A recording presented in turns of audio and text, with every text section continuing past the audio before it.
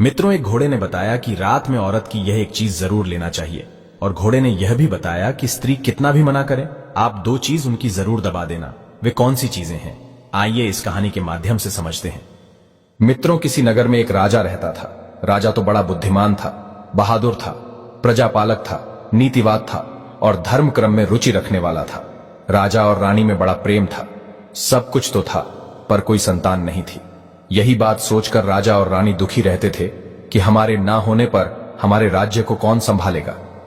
एक दिन राजा के दरबार में कहीं से एक सन्यासी आ गया, तो एक दासी आकर रानी के लिए यह खबर देती है कि हमारे यहां एक सन्यासी पधारे हैं, उनकी सेवा करके कुछ धर्म कमा लिया जाए। तब रानी उदास होती हुई बोली, दासी, हम तो दान धर्म करते करते थक चुके हैं। आज ये मेरा अंतिम दान और धर्म होगा। आज के बाद मैं कभी दान धर्म नहीं करूंगी। इतना कहकर रानी एक टोकरी में अनाज लेकर सन्यासी के पास जाती है, और वो अनाज सन्यासी की झोली में डालने के लिए जैसे ही आगे बढ़ती है तो रानी का दुख वो सन्यासी समझ जाता है। सन्यासी पूछता है, हे रानी, तुम्हें क्या दुख है? तुम्हें देखने से पता चलता है कि तुम किसी बात को लेकर बहुत दुखी हो। तब आंखों में आंसू भरकर रानी सोनवती अपना दुख बताती है। हे महात्मा जी, मेरे पास सब कुछ है, पर एक संतान नहीं है। मैंने लाखों यत्न कर लिए, पर संतान का सुख प्राप्त नहीं हो पा रहा है। सन्यासी बोले, हे रानी, तुम चिंता मत करो, मैं तुम्हें पुत्र होने का वरदान दे रहा हूं। जल्द ही तुम्हारी गोद में एक पुत्र खेलेगा, परंतु आपका पुत्र 15 साल तक ही आपके पास रहेगा। 15 साल के बाद वो पुत्र तुम्हारे पास पृथ्वी लोक पर नहीं रहेगा। मित्रों, इतना कहकर सन्यासी ने अपनी झोली से कुछ भभूति निकालकर रानी को दे दी और कहा कि राजा और तुम मिलकर इस भभूति का सेवन करना। भगवान की कृपा से बहुत जल्द तुम्हारी कोख से पुत्र रत्न की प्राप्ति होगी। रानी सोनवती को वरदान देकर सन्यासी चला गया। सन्यासी के जाने के बाद रानी सोचने लगी, 14-15 साल ही सही, कम से कम 15 साल तक तो हमें पुत्र का सुख मिल ही जाएगा। कम से कम समाज के लोग मुझे बांझ तो नहीं कहेंगे, मेरे पति को निर्वंशिया तो नहीं कहेंगे। रानी सोचने लगी कि 15 साल तक मैं अपने पुत्र को खूब लाड़ प्यार करूंगी, उसे हर प्रकार से खुश रखूंगी। पुत्र के बारे में सोच सोचकर रानी बड़ी खुश होने लगी। इधर शाम को जब राजा साहब रानी के पास गए तो रानी ने सारी बात बताई कि एक सन्यासी ने उन्हें पुत्र होने का वरदान दिया है, और उस महात्मा ने हम दोनों को यह करने के लिए दी है। तब राजा कहते हैं, हे रानी, हम दोनों अब तक रोज दान धर्म देते आए हैं, गरीबों की सहायता करते आए हैं, यज्ञ भंडारों की तो गिनती ही नहीं है, लेकिन फिर भी हमें पुत्र प्राप्त नहीं हुआ। इससे सिद्ध होता है कि ईश्वर की कृपा हम पर नहीं है, हमसे भगवान रूठ गया है। यदि ईश्वर की कृपा होती तो हमें संतान प्राप्ति अब तक हो जाती है। अब तो हम बूढ़े हो चुके हैं, अब क्या आस की जाए। आखिर सन्यासी के द्वारा दी गई इस भभूति से हमें अब इतनी उम्र में भला क्या संतान प्राप्त होगी। रानी सोनवती कहने लगी, महाराज, हमने अपनी जिंदगी में हजारों उपाय करके देख लिए, दान धर्म यज्ञ तप सब कर लिया, फिर भी कुछ प्राप्त नहीं हुआ। अब ये आखिरी उपाय और करके देख लो ना, मालूम उस महात्मा ने किस भाव से हमें ये दिया है। मित्रों, राजा का हर व्यक्ति पर से विश्वास उठ चुका था, अब उसे किसी पर विश्वास नहीं रहा, लेकिन वो रानी के मन को इनकार करके दुखी नहीं करना चाहता था। यही सोचकर राजा भभूति का सेवन करने के लिए राजी हो गया। फिर दोनों ने भगवान का नाम लेकर उस भभूति को खा लिया। मित्रों, कुछ दिनों के बाद उस भभूति ने अपना प्रभाव दिखाया। रानी गर्भ धारण कर लेती है। यह खबर जब राजा ने सुनी तो राजा की भी खुशी का ठिकाना नहीं रहा। कुछ दिनों बाद रानी एक पुत्र को जन्म देती है। पुत्र की खुशी में राजा ने अपने महलों में उत्सव मनाया, पंडितों को बुलवाकर बालक का नामकरण करवाया। वो बालक कितना भाग्यशाली है, ये जानने के लिए राजा ने अपने दरबार में बड़े बड़े विद्वान ज्योतिषियों को बुलाया। ज्योतिषियों ने जब बालक की कुंडली देखी तो बालक के भाग्य को देखकर वे सारे ज्योतिष चिंतित हो गए। राजा ने पूछा, हे ज्योतिषी ब्राह्मणों, आप लोग क्या सोचकर चिंतित हो? तब ज्योतिषियों ने बताया, महाराज, आपका पुत्र आपके पास सिर्फ 15 वर्ष तक ही रहेगा। यही बात उस महात्मा ने भी बताई थी। ज्योतिषियों ने उस बात पर मुहर लगा दी। अब तो राजा और रानी सुनकर बड़े उदास हुए। फिर भगवान की इच्छा समझकर उस बालक का पालन पोषण करने लगे। वे दोनों सोचते थे कि संतानहीन होने से तो अच्छा है कि 15 साल के लिए संतान का सुख मिल जाए। उन्होंने बालक को पालने पोसने में, लाड़ प्यार देने में कोई कमी नहीं छोड़ी। राज परिवार में पलकर वो बालक बड़ा होने लगा। धीरे धीरे वो बालक 5 साल का हो जाता है। तब राजा साहब एक विद्वान आचार्य से उस बालक की शिक्षा कराते हैं, उसे वेद शास्त्रों का अध्ययन कराते हैं, अनेकों विद्याओं का उसे अभ्यास कराते हैं। धीरे धीरे राजकुमार शास्त्र में ध्यान में निपुण हो गया। धीरे धीरे करके राजकुमार 12 वर्ष की आयु में पहुंच जाता है। तब उसी समय पर महाराज एक अच्छी सी राजकन्या को तलाश करके अपने राजकुमार की बड़ी हंसी खुशी के साथ शादी कर देते हैं। इधर राजकुमार की अवस्था 14 साल की हो जाती है। तब एक दिन राजकुमार अपने पिता से बोला, पिताजी, मैं अपने पूरे राज्य में घूमकर देखना चाहता हूं, अपने राज्य का भ्रमण करना चाहता हूं। अब तक मैं अपने राजमहल से निकलकर कहीं बाहर नहीं गया हूं। पुत्र की बात सुनकर राजा चिंतित हो जाता है, क्योंकि इधर राजकुमार का 14वां साल जो था वो शुरू हो चुका था। अब बड़ी अनहोनी होने का जो डर था वो नजदीक आ चुका था। राजा ने ये सब बातें अपने पुत्र के लिए नहीं बताई थी। तब राजा अपने चेहरे पर झूठ मूठ की खुशी लाकर अपने पुत्र से कहता है, हां बेटा, तुम जरूर जाओ। तुम्हें अपना राज्य घूम करके जरूर देखना चाहिए। अपने राज्य में भ्रमण करना चाहिए और अपने राज्य की प्रजा का दुख सुख देखना चाहिए। आखिर तुम्हारे राज्य में जनता खुश है या नहीं है, और तुम्हें देखना चाहिए आखिर तुम्हारे राज्य का हिस्सा कहां तक है, कहां पर कौन व्यक्ति निवास करता है। इन सब बातों की जानकारी एक राजा के लिए होनी चाहिए, क्योंकि बेटा, मेरे मरने के बाद में तुम्हें ही इस राज्य को संभालना है, तुम्हें ही इस राज्य का राजा बनना है। लेकिन बेटा, एक बात ध्यान रखना, तुम जहां जा रहे हो, जो देखोगे, जो करोगे, उसके बारे में अपनी पत्नी को मत बताना। तब वो बेटा कहता है, ठीक है पिताजी, आप जैसा बताओगे मैं वैसा ही करूंगा। इस प्रकार से बंधु राजकुमार पूरे दिन अपनी पत्नी के साथ रहता है, उसके साथ हंसी दिल्लगी करता है, प्रेम भरी बातें करता है और खुशियों के पल एक दूसरे के साथ बिताकर रात्रि के समय ठीक 12 बजे बिस्तर से उठकर महल से बाहर चला जाता है और सुबह होने से पहले वापस लौटकर पुनः अपने महल में अपने पलंग पर आकर सो जाता है। इसी प्रकार से बहुत दिनों तक चलता रहा। अब उस राजकुमार की 14वीं साल पूरे होने में कुछ ही दिन शेष बचे थे। एक रात उसकी पत्नी यानी कि छोटी रानी रात्रि में जब जागती है तो वो देखती है कि हमारे राजकुमार, हमारे पतिदेव आज पलंग पर नहीं है। पति को ना पाकर वो व्याकुल हो जाती है और पूरे महल में उन्हें ढूंढती है, लेकिन वो राजकुमार कहीं भी नजर नहीं आया। राजकुमारी बड़ी ही हताश और निराश हो जाती है। अब मैं क्या करूं? राजकुमारी मन में सोचती है, भला अब मैं क्या करूंगी? वो सोचती है कि मेरा पति मुझे बिना बताए कहां चला गया। उसने इस बात की चर्चा किसी से नहीं की। वो चुप रहती है, लेकिन सुबह होने पर वो देखती है कि उसका पति अपने बिस्तर पर सोया हुआ है। तब राजकुमारी अपने पति से रात की घटना के बारे में कुछ नहीं पूछती है। बंधुओं, इधर दूसरी रात के लिए भी वैसा ही होता है। कई दिनों तक ऐसा ही चलता रहा। रात्रि में रोजाना राजकुमार गायब हो जाता था। यह देखकर उसकी पत्नी बहुत ज्यादा चिंतित रहने लगी। वो सोचने लगी, आखिर मेरा पति रात्रि के समय में कहा जाता है, आखिर किससे मिलने के लिए जाता है, और उसका इतना प्रिय कौन है जो उससे मिलने के लिए आंधी रात के समय जाता है। दर्शक बंधुओं, इसी प्रकार से राजकुमारी के मन में ढेर सारे सवाल चल रहे थे, लेकिन राजकुमार से पूछने में उसे बहुत ज्यादा डर लगता था। अपने सास और ससुर से उसने पूछने की सोची, लेकिन उसके बीच में उसकी कुल और मर्यादा आ जाती थी। तो इस प्रकार से वो राजकुमारी सोच सोचकर मन ही मन घुटती रहती थी। इसी बात को लेकर वो इतनी चिंतित रहने लगी कि उसका कुछ खाने पीने को भी मन नहीं करता था। धीरे धीरे राजकुमारी दुबली पतली होती चली गई। उसका शरीर सूखने लगा, क्योंकि राजकुमारी हर समय अपने पति की चिंता में डूबी रहती थी। एक स्त्री के लिए पति का दुख बहुत बड़ा दुख होता है। मित्रों, उसी राज्य में एक फूल बेचने वाली बूढ़ी मालिन रहती थी। वो हमेशा छोटी रानी के लिए गजरे के लिए फूल देने के लिए आया करती थी। तब उस बुढ़िया का ध्यान छोटी रानी पर जाता है। वो मालिन आकर पूछती है, बेटी, आखिर क्या परेशानी है? तुम पर क्या दुख है? तुम इतनी कमजोर क्यों होती जा रही हो? तुम्हारा शरीर सूख करके अब कांटा होता जा रहा है।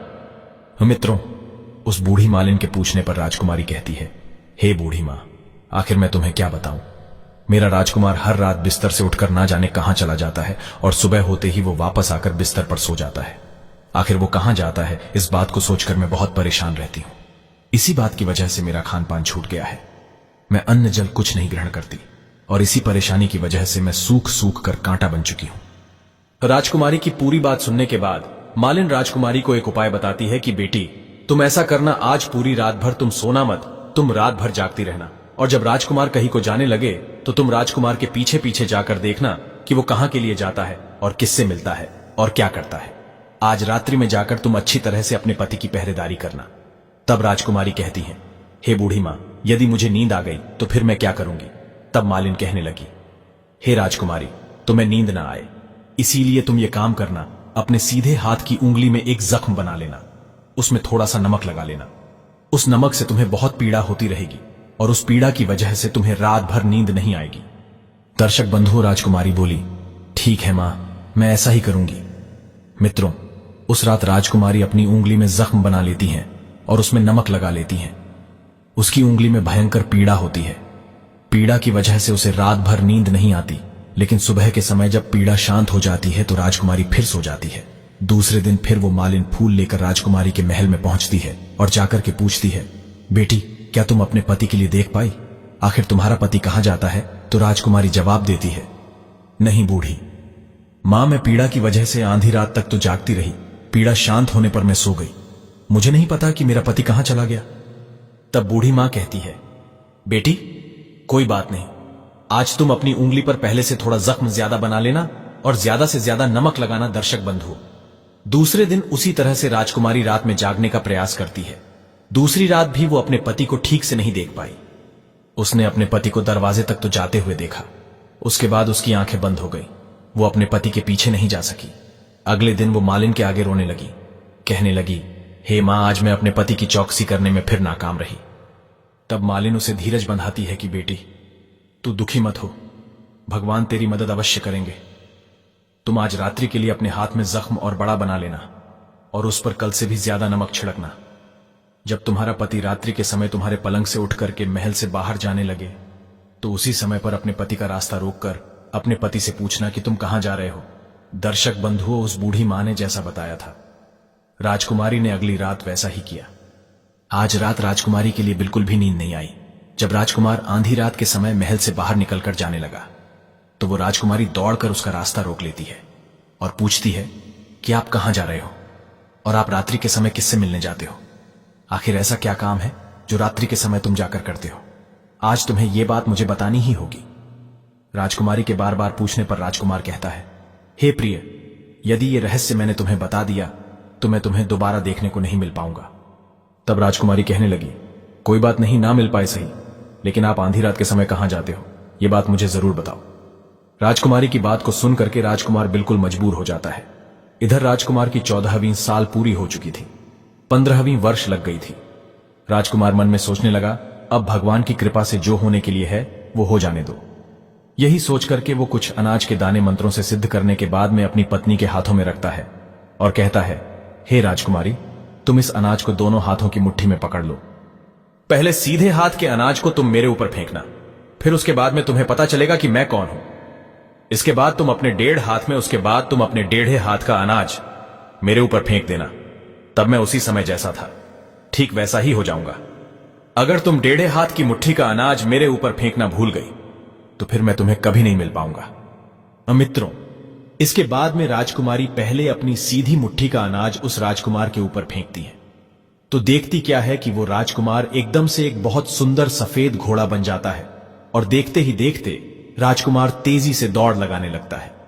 इधर राजकुमारी उस घोड़े को ध्यान से देखने लगी और वो ये भूल जाती है कि राजकुमार ने मुझसे 1.5 हाथ के अनाज को मेरे ऊपर फेंकने को कहा था। राजकुमारी उस घोड़े को देखने में लगी रहती है। तब तक वो घोड़ा राजमहल के चारों ओर चक्कर लगाने के बाद वहां से चला जाता है और उसकी आंखों के सामने से एकदम से गायब हो जाता है। जब घोड़ा महल से बाहर चला जाता है तो राजकुमारी उसके लौटने का इंतजार करती है, लेकिन राजकुमार घोड़ा बनकर चला गया, वो लौटकर नहीं आया। अब राजकुमारी को अपनी करनी पर बड़ा पछतावा होता है। राजकुमारी स्वयं के लिए कोसने लगती है, स्वयं के लिए भला बुरा कहती है, लेकिन अब उस बात का कोई लाभ नहीं था क्योंकि राजकुमार भी अब वापस लौटकर आने वाला नहीं था।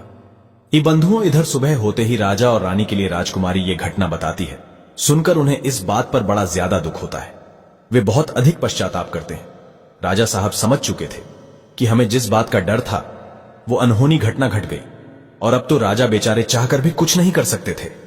राजा साहब बड़े दुखी होकर अपने बिस्तर को पकड़ लेते हैं और राह देखते रहते हैं कि शायद किसी दिन हमारा राजकुमार लौटकर हमारे राजमहल के लिए वापस आ जाए। इंतजार करते करते 3 माह का समय बीत गया, लेकिन राजकुमार लौटकर नहीं आया। इसी तरह पूरी साल बीत गई, लेकिन राजकुमार नहीं लौटा। उस राजकुमार का कोई अता पता भी नहीं लग रहा था कि आखिर वो कहां है। राजा ने अपने सिपाहियों को भेजकर पूरे राज्य के नगर में और गांव को छनवा लिया, परंतु कहीं भी राजकुमार का कोई पता नहीं चला। इधर राजकुमारी मन ही मन बड़ी दुखी होती है कि उसकी व्यर्थ की जिद के कारण उसका पति गायब हो गया। राजकुमारी अपने मन में यह प्रण कर लेती है कि वो कुछ ना कुछ करके अपने पति को पाकर ही रहेगी और एक दिन उसे घर वापस लेकर के जरूर आएगी। राजकुमारी सुबह उठकर अपने सास ससुर के पास में जाती है और अपने सास ससुर राजा और रानी से कहती है कि मैं अपने पति की खोज करने के लिए राज्य से बाहर जा रही हूं, मुझे आज्ञा दे दो। राजा और रानी भी यही चाहते थे कि उनका बेटा मिल जाए। यही सोचकर उन्होंने अपनी पुत्रवधू को जाने की आज्ञा दे दी और कहा, पुत्री, तुम जो चाहो सो करो, तुम्हें जहां जाना है वहां जाओ, लेकिन हमारे पुत्र को वापस लेकर जरूर लौटना। हमारा आशीर्वाद तुम्हारे साथ है। मित्रों, उसके बाद में राजकुमारी एक साधारण स्त्री का भेष बनाती है और अपने कुछ नौकर चाकरों को, दास दासियों को साथ लेकर कुछ जरूरी खाने पीने का सामान रखकर अपने पति को खोजने के लिए निकल पड़ती है। राजकुमारी ने राज्य की सीमा पर जाकर खाने पीने का एक भोजनालय खोल लिया। तब राजकुमारी वही राज्य की सीमा पर वहां से आने जाने वाले यात्रियों को मुफ्त में खाना खिलाती थी और उसके यहां भोजनालय में जो लोग खाना खाने आते थे उनके सामने एक शर्त रखती थी कि खाना खाने से पहले वो अपने जीवन में घटी कुछ विचित्र घटनाओं को जरूर सुनाए, उसके बाद ही भोजन करे। अब तो राजकुमारी के भोजनालय पर सैकड़ों यात्री भोजन करने आते हैं और अपने जीवन में घटी हुई विचित्र घटनाओं को सुनाते हैं और भोजन करते चले जाते हैं, परंतु राजकुमारी के लिए जिस बात की तलाश थी वो अब तक उसे सुनने को नहीं मिली थी। धीरे धीरे इस प्रकार कई दिन बीत गए। इसी दौरान एक घटना और घटती है। जो रानी के महल में बूढ़ी मालिन रहती थी, राजकुमारी के लिए फूल लाती थी, उस मालिन का एक बेटा और बहू थे।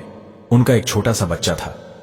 उन बूढ़ी मां का बेटा और बहू सुबह काम के लिए कहीं चले जाते थे तो वे अपने बेटे को संभालने के लिए ये जिम्मेदारी अपनी मां को सौंप जाते थे, क्योंकि वो बूढ़ी मां घर पर अकेली रहती थी। उसके बहू बेटा तो काम पर चले जाते थे और रोजाना वो बूढ़ी मां अपने पोते को खिलाया करती थी।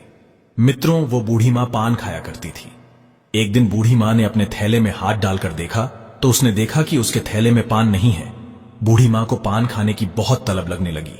बूढ़ी मां ने सोचा, अगर मैं पान नहीं खाऊंगी तो मेरा दिन कैसे कटेगा। बुढ़िया से जब रहा नहीं गया पान खाए बिना, तो उसने सोचा कि चलो अभी तो मेरा पोता खेल रहा है, मैं पड़ोस में जाकर किसी दुकान से पान ले आती हूं। यही सोच करके वो बूढ़ी मां पड़ोस की दुकान पर पान लेने चली गई। जब बूढ़ी मां पान लेने के लिए गई थी तो पान लेकर के लौटते उसे देर हो गई। तब तक इधर बूढ़ी मां की बहू और बेटा शाम होने पर घर वापस आ चुके थे। तो उन्होंने देखा कि उनका बच्चा घर पर अकेला है और वो रो रहा है। अपने बच्चे को अकेला देखकर बेटा और बहू एकदम गुस्से में आकर लाल पीले हो गए और बूढ़ी माई के लिए मन ही मन भला बुरा कहने लगे। दर्शक बंधुओं, तब तक वो बूढ़ी मां पड़ोस की दुकान से पान लेकर घर पर आ गई। तब बूढ़ी माई के बेटे ने पूछा, मां, आखिर तुम हमारे बच्चे को छोड़कर कहां गई थी? तब बूढ़ी मां कहने लगी, बेटा, मैं पड़ोस की दुकान पर पान लेने गई थी। इस पर बूढ़ी मां का लड़का क्रोध में आकर कहने लगा, हे मां, आज के बाद तुम हमारे बेटे को घर पर अकेला छोड़कर नहीं जाओगी। तब बूढ़ी मां कहती है, ठीक है बेटा, आज के बाद मैं इसे छोड़कर नहीं जाऊंगी। दर्शक बंधुओं, दूसरे दिन के लिए वो बूढ़ी मां उस बात को भूल जाती है और फिर से पड़ोस की दुकान पर पान लेने चली जाती है। पहले दिन की तरह उसके बहू बेटा जब काम करके वापस लौटे तो घर पर आकर देखते हैं कि फिर से उनका बच्चा घर पर अकेला खेल रहा है और रो रहा है। अब तो ये दृश्य देखकर बुढ़िया के बेटे की क्रोध की सीमा न रही। इधर से बुढ़िया घर पर लौट कर आई तो उसके लड़के ने उसे डांट फटकार कर घर से बाहर निकाल दिया और घर का द्वार बंद कर लिया। बुढ़िया रात में घर के बाहर बैठी अकेली रोती रही। जब उनके बहू और बेटे ने दरवाजा नहीं खोला तो बुढ़िया रात के अंधेरे में वहां से आगे को जाने लगी। अंधेरा होने की वजह से रास्ता दिखाई नहीं पड़ रहा था। वो धीरे धीरे जंगल की ओर बढ़ती चली जा रही थी। तभी उसने देखा कि एक कपला गाय छम छम करती हुई सामने से आ रही है। गाय को देखकर बुढ़िया ने सोचा, अगर मैं इस गाय के पीछे पीछे जाऊंगी तो ये गाय मुझे किसी गांव में पहुंचा देगी। यही सोच करके वो बूढ़ी मां उस गाय के पीछे पीछे चलने लगी। गाय धीरे धीरे आगे को बढ़ती जा रही थी। कुछ दूर आगे जाने पर गाय एक बड़े से पत्थर के पास में जाकर रुक जाती है। वो उस पत्थर को अपने सींग से हटाती है। पत्थर के उस स्थान से हटते ही वहां पर एक पाताल में जाने का रास्ता खुलता था। वो गाय उस रास्ते से जमीन के अंदर जाने लगती है। बूढ़ी मां ये दृश्य अपनी आंखों से देख रही थी। बूढ़ी मां ने पीछे से उस गाय की पूंछ पकड़ ली। बूढ़ी मां भी उस गाय के साथ चलने लगी। पाताल लोक में पहुंचते ही उस बूढ़ी मां ने गाय की पूंछ तो छोड़ दी और वो इधर उधर देखने लगी। पाताल लोक का नजारा देखकर बुढ़िया एकदम चकित रह गई।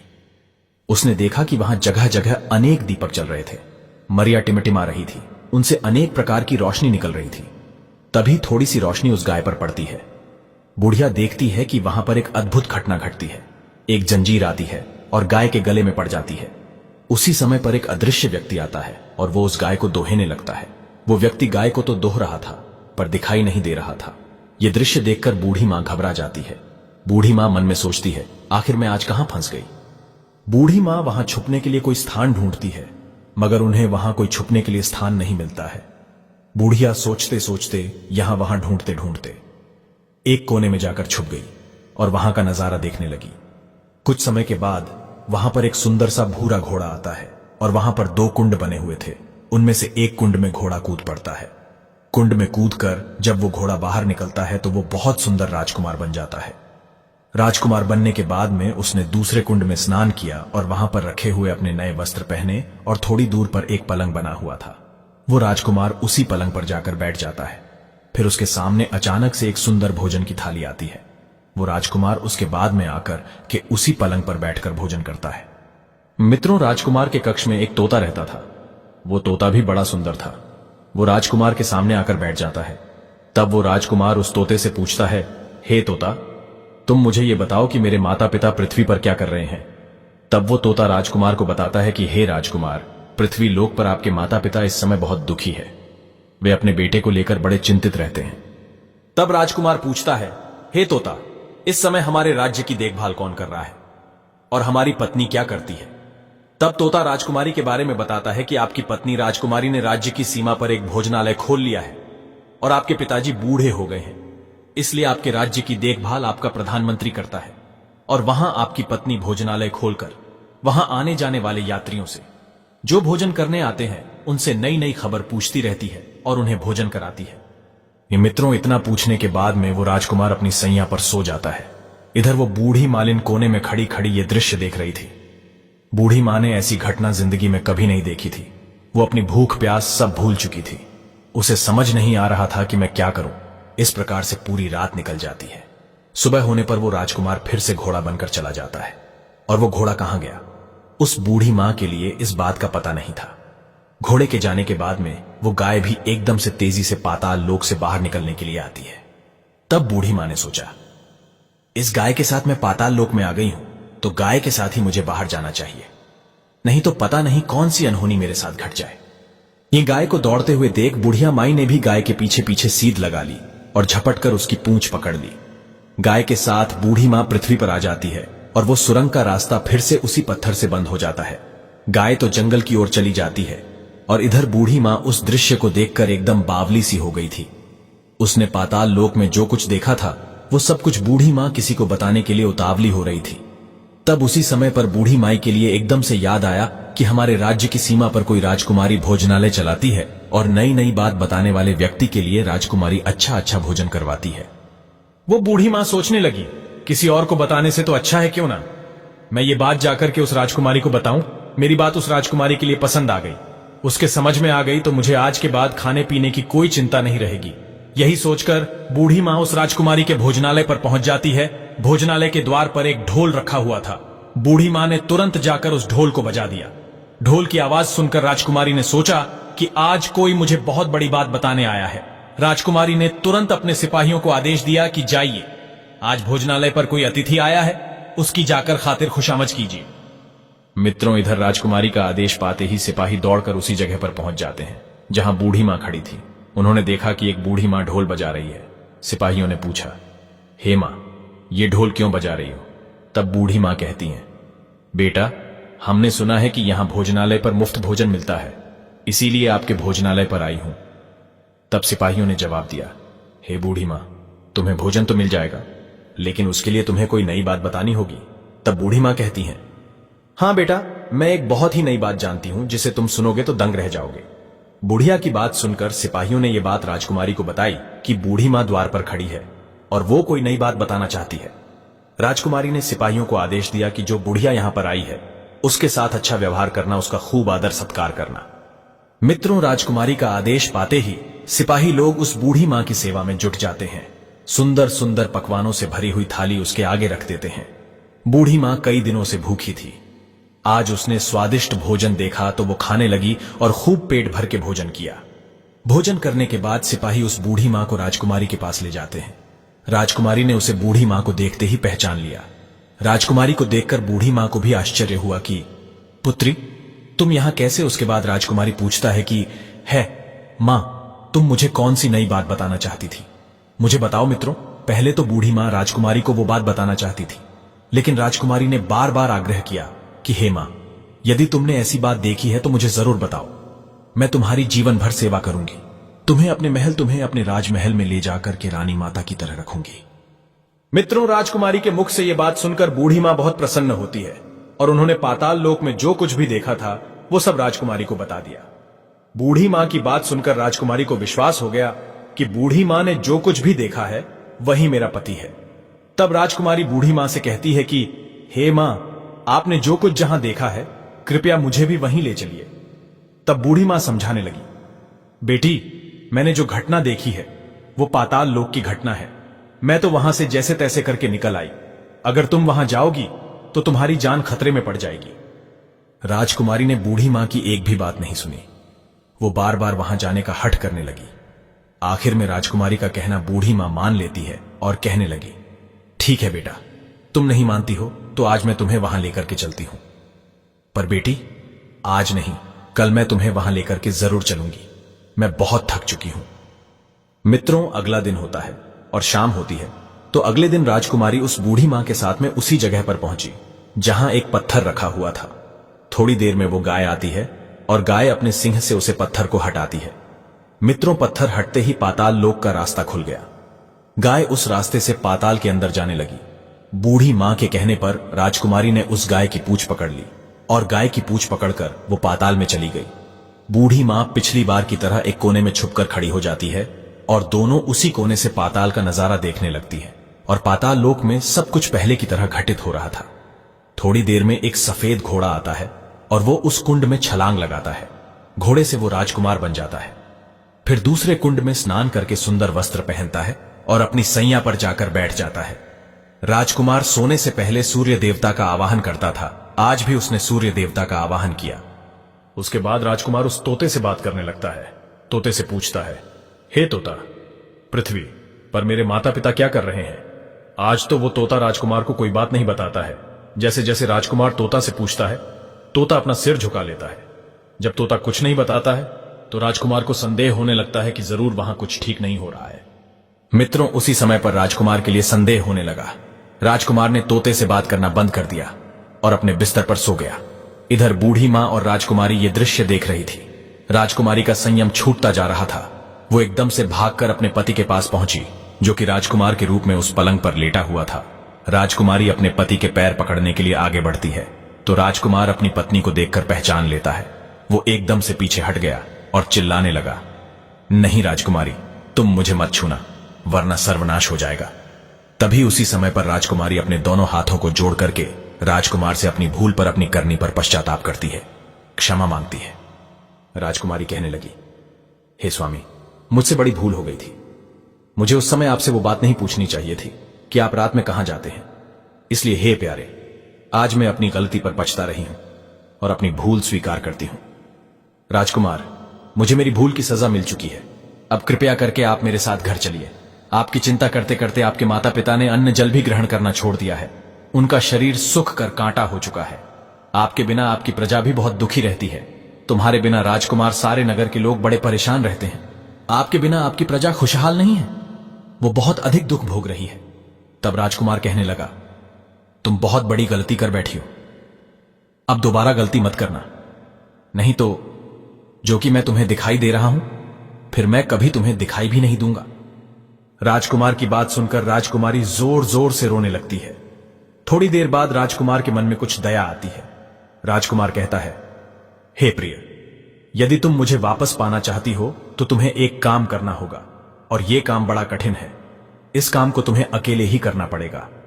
रानी ने जवाब दिया, कहिए स्वामी, चाहे तुम्हारे लिए कितना भी कठिन काम हो, मैं वो काम अवश्य करूंगी।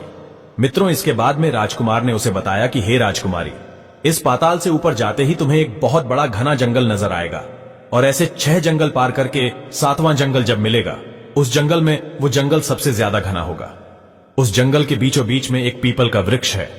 उसके आसपास की जगह के तुम पत्ते झाड़ियों को तुम काट कर फेंक देना और उस जगह को साफ सुथरा कर देना। उस वृक्ष के पास में अनेकों प्रकार के प्राणियों की सभा लगती है। शेर, चीता, भालू, बंदर, अनेकों पशु पक्षी वहां पर रहते हैं। उन समस्त जानवरों को वहां से भगाकर तुम उस जगह को साफ कर देना, उसको गोबर से लीप पोत देना और गंगा जल से पवित्र कर देना। फिर तुम वहां पर बहुत सुंदर रंगोली बनाना, फिर उस जगह पर बैठकर पूजा पाठ करना, फिर उसके बाद में उस वृक्ष की भी पूजा करना। यह काम तुम्हें दोपहर से पहले करना है। दोपहर से पहले ही तुम्हें उस जगह पर बैठकर सूर्य नारायण का आवाहन करना है, उनका जप करना है।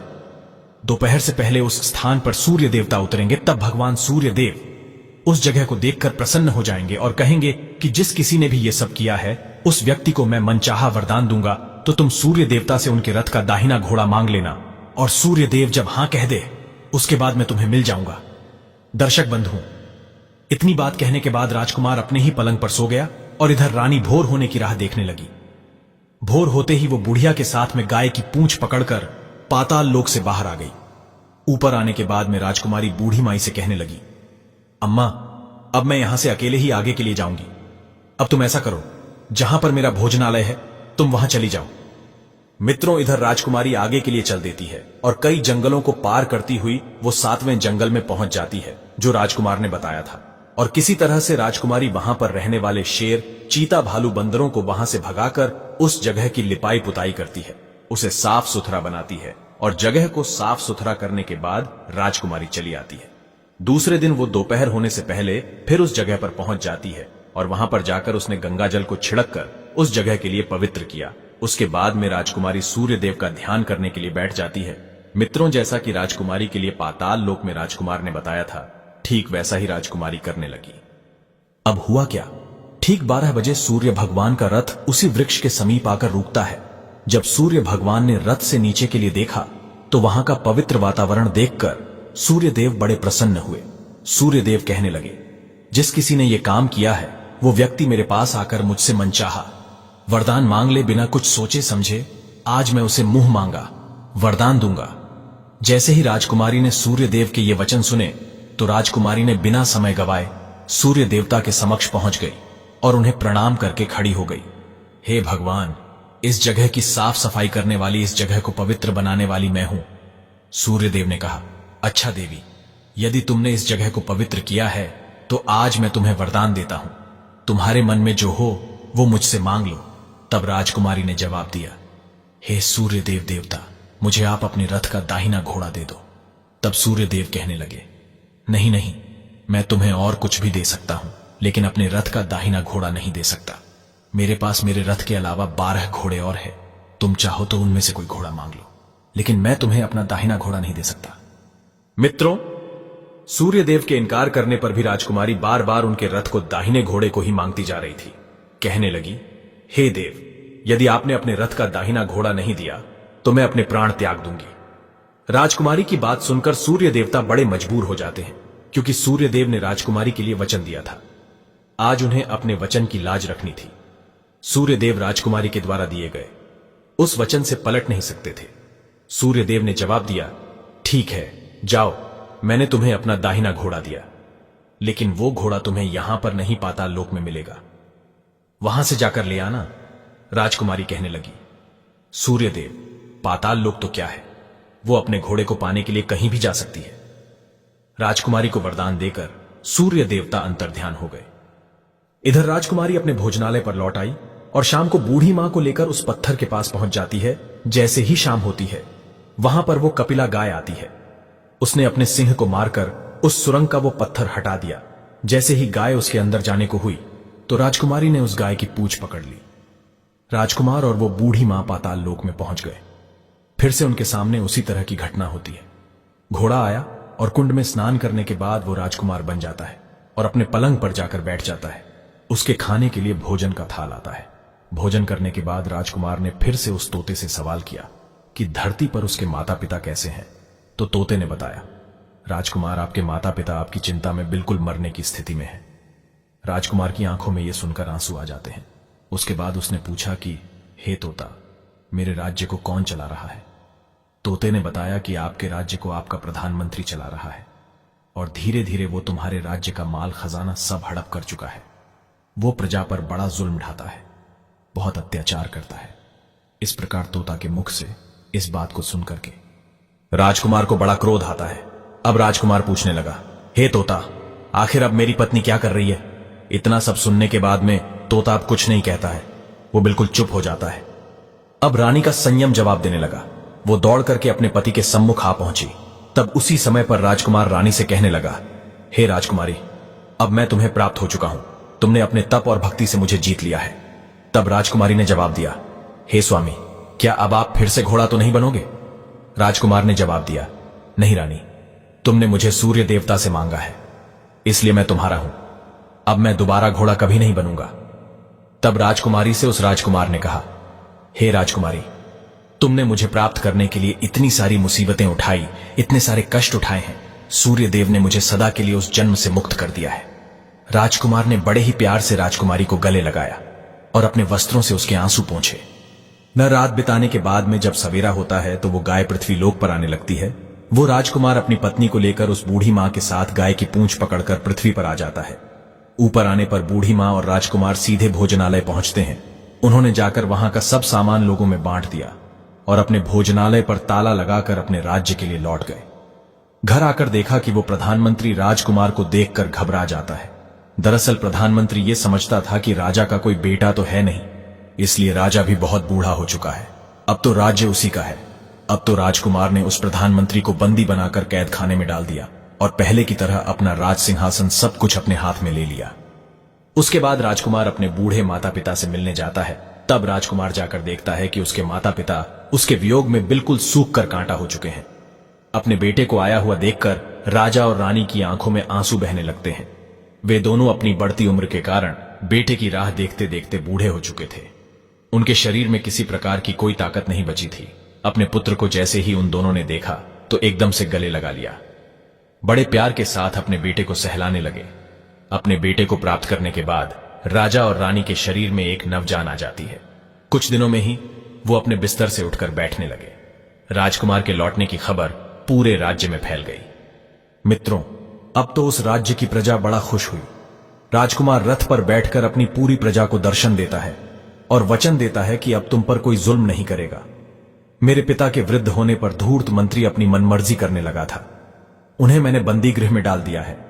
अब आप पर कोई अत्याचार नहीं करेगा। दोस्तों, इस तरह से राजा सुदाश और रानी सोनवती अपने पुत्र को राजा बनाने के बाद ईश्वर की भक्ति करने के लिए जंगल में चले जाते हैं और इधर राजकुमार अपनी प्रिय के साथ हंसी खुशी से अपना राज्य कार्य करने लगता है। कहानी का तात्पर्य यह है, अगर किसी की स्त्री पतिव्रती और सच्ची है तो वो विधाता के लेख को भी बदल सकती है। पतिव्रताओं ने तो ब्रह्मांड के सबसे बड़े देवताओं को भी अपने वश में कर लिया था। यह कितनी बड़ी बात थी। मित्रों, राजकुमार अपनी पत्नी राजकुमारी को समझाता है, हे प्रिय स्त्रियों में यह सबसे बड़ी कमी होती है कि वे जिस काम की जिद कर जाएं तो फिर वे उसे करवा कर ही मानती है, चाहे उसके लिए उन्हें कितनी ही बड़ी कीमत चुकानी क्यों ना पड़े। यदि तुम जिद ना करती तो मैं तुमसे अलग नहीं होता।